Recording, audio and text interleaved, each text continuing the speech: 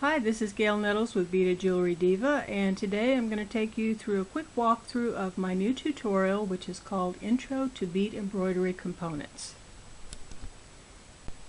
In this tutorial, I teach you how to make various components and then how to put them together in jewelry.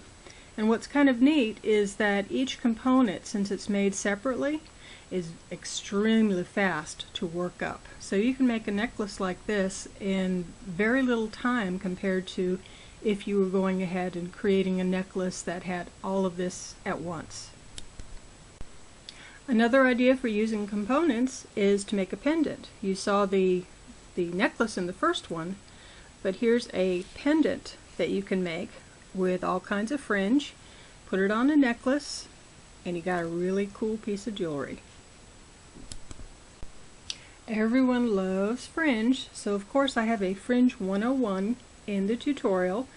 And for example, this is a kind of a moderate fringe, I guess you'd call, and it's really interesting because it has a little drop in the center as well, and of course I teach you how to make that.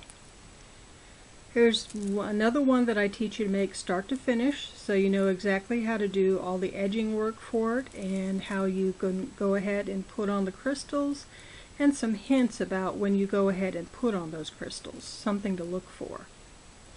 Of course, we can always make them into earrings, and this is a really nice use for beaded jewelry components. And here's another one made with dichroic and just a short dagger fringe. But I also have a graduated fringe all around the outside of this particular earring, so that makes for an interesting type of fringe. And then of course we have something with just bugle beads, and I show you how to get a really full look on these bugle beads. And you can use it of course this way, you can use it this way, or of course you can go ahead and use it on its side. So it makes for very interesting ways to use fringed components. And again, I teach you how to make these. One nice thing about components is that you can put them together in all kinds of different ways. Here you'll see some of the components that I teach in this tutorial. Everything from things with little frills on them to ones that look like flowers, how to use larger beads in your beaded embroidery,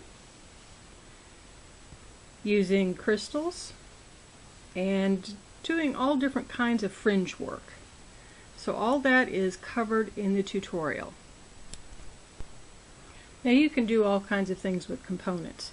For example, here's a very large component that I will be making into a pendant probably.